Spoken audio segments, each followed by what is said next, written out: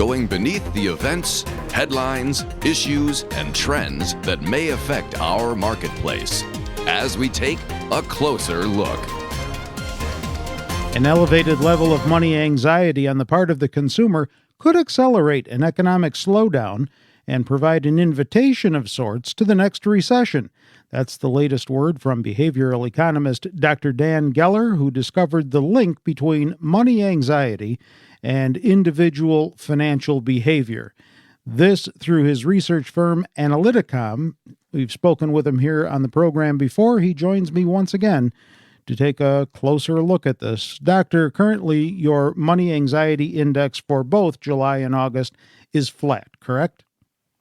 That is correct, Terry. And this is a reflection of the level of consumer confidence in reality. This is not a perceived consumer confidence, but this is the reality, and as we will discuss later, is based on financial behavior rather than reported behavior. So then it would seem that this indicates that consumers still have financial confidence and still can be considered an important driver of our economy right now, correct? Of course. So consumer confidence is a major indicator of the economic environment or the status of the economy, because as you know, Terry, we are in the U.S. a consumption-based economy. 70% of GDP is consumer consumption, and therefore monitoring real consumer consumption, and the emphasis is on the word real, is important, because all it takes, Terry, is a 5% reduction in consumption to throw us into a recession, because 5% reduction in consumption at 70% equals 3.5% of GDP, and this is more than the projected GDP for all of 2019, so it will throw us into negative territory. So yes, monitoring consumption and consumer consumption is a central element of our economy. But there's something interesting going on here. You're currently seeing a gap of sorts between the August money anxiety index reading and the popular consumer confidence indices that we hear reported on all the time. Why do you think that is? Terry, you brought up probably one of the most critical observations about consumer confidence, which is the difference between what people say about the economy and what they actually do in response to the economic environment.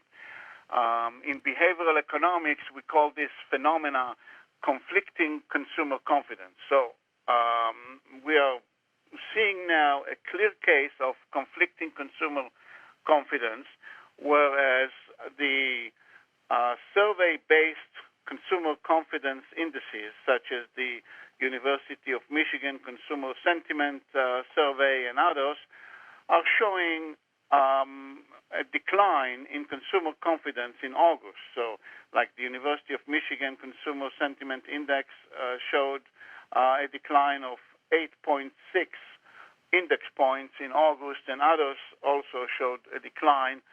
But this is not necessarily supported by the data. And we need to differentiate between survey-based consumer confidence indices, such as the University of Michigan and others, and the Money Anxiety Index, which is the only consumer financial confidence index that is based on what people do with their money. In other words, it's an actual observation of what they do, not what they say in response to questionnaires. So what's happening in August is that because of the hype, in July and August we had kind of an increase in recession hype, and as a result, the way respondents to those consumer confidence surveys reacted, they marked down the economy less favorably. That's why we are seeing a decrease in the surveys, but not in reality. That's why the Money Anxiety Index shows flat for July and August, and this is supported by the latest data from the U.S. Department of Commerce that released the numbers, consumption numbers for July was up 0.6%. And that this supports the Money Anxiety Index being flat. There was no reduction in consumer confidence.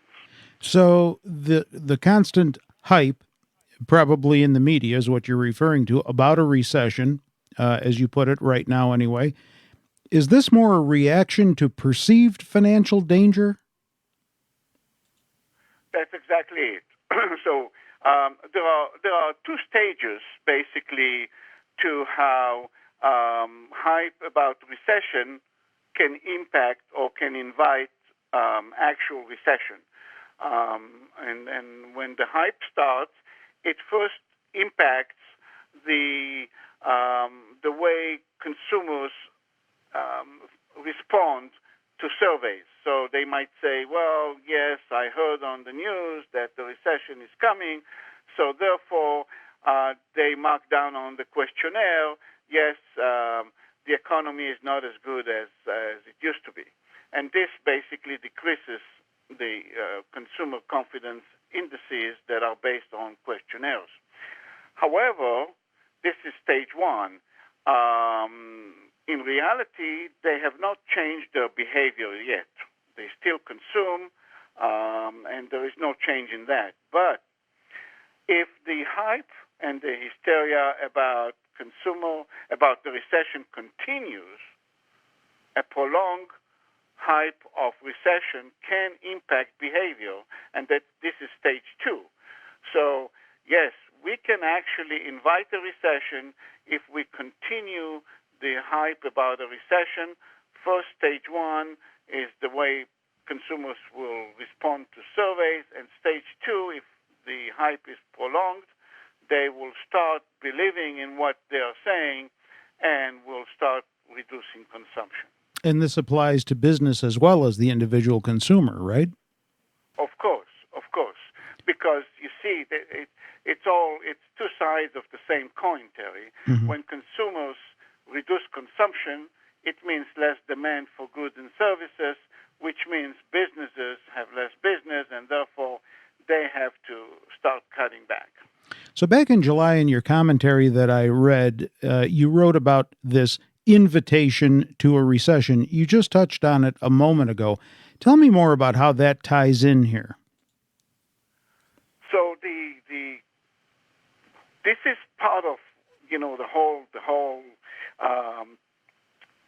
innovation about the theory of money anxiety index that we developed over the last decade or so. That the economy can be impacted by inducing a recession by starting a hype. So, like we saw in July and August, you couldn't avoid hearing about the recession coming, looming, anytime you listen to the news and read the newspapers. So what this happens is, again, stage one, people, when they are asked through consumer confidence surveys like the University of Michigan and others, they start responding in less favorable manner because of all the hype. And if this continues, then they start believing it. They think that, okay, well, if everybody's talking about it for so long, maybe there is something to it. And then instinctively, that's the beauty of the theory of money anxiety, that when our level of money anxiety increases, we default to our instinctive reaction. So instinctively, we start cutting back on consumption. And that's the act that will lead to a recession. As we said, all it takes is collectively just a 5% reduction in consumption. So the answer to your question is yes. A recession in a consumption-based economy like ours can be induced with a prolonged hype about a recession. And this is one invitation, obviously, that does not require a formal response. Instinctive reaction is going to be the RSVP for this, right? That's correct. That's correct. So, no need to RSVP because all it takes is just a prolonged hype, by design or not, can induce a recession. Absolutely. Interestingly, as we spoke a moment ago, the research currently shows that consumers have not changed their financial behavior in reaction to this hype or this perception of financial danger. Does that surprise you? No, not at all. Not at all. Because you see, we know that the money anxiety index is objective and is based on actual empirical data. This is not something that someone says. It's not a hearsay. Remember, all those consumer confidence surveys, all of them with the exception of money anxiety, are basically a reflection of what people think. Very subjective, and case in point, we are seeing the difference between what people think in August and what they do with their money. They continue to consume.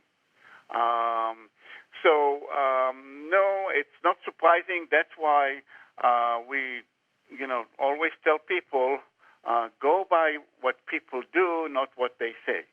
So same logic applies here to all those who manage money.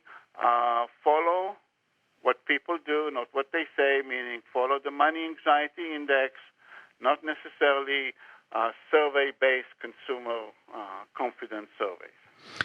Is the business community's reaction to financial behavior on the part of the consumer a leading indicator? In other words, do they react first and then the consumer reacts secondly?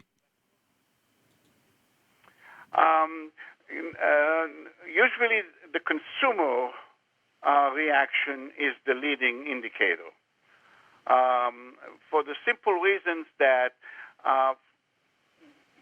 again, going back to the theory of money anxiety, when people perceive financial danger, it could be, like we said, a hype about a recession in the media and everywhere they go, or it could be things that they hear from other people about losing jobs or things like this.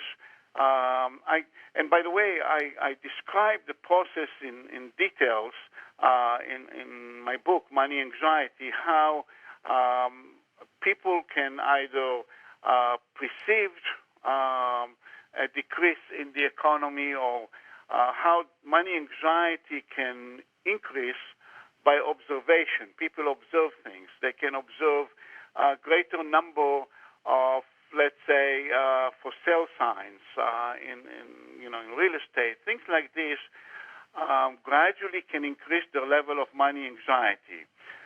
And the rule is very simple. When money anxiety is elevated, we default to what we call in behavioral economics System 1. And this is our instinctive reaction. And our instinct tells us when the economy is declining, you need to reduce spending and increase savings. And that's what we do. This is our instinctive reaction. It starts with consumers, and if they start reducing consumptions, businesses follow, because again, it's the other side of the coin. When there is less demand for goods, businesses order less, sell less, and that's the cycle. All right. Well, Doctor, I really appreciate you clarifying this. We're going to monitor the money anxiety index going forward. And any changes in this current scenario, we will, of course, get back in touch with you. Sounds good. And again, anyone can go to the moneyanxietyindex.com. It's free. They can monitor the money anxiety index and see where we are in based on behavior, not based on stated confidence level. All right. The bottom line for now, anyway, is the good news, as reflected in the latest Money Anxiety Index data, is consumer financial behavior is stable, contrary to consumer confidence surveys showing a decline in financial confidence. You can also find more information on Dr. Geller's Money Anxiety Index at his research firm's website, analyticom.com. Taking a closer look, I'm Terry Ruffalo.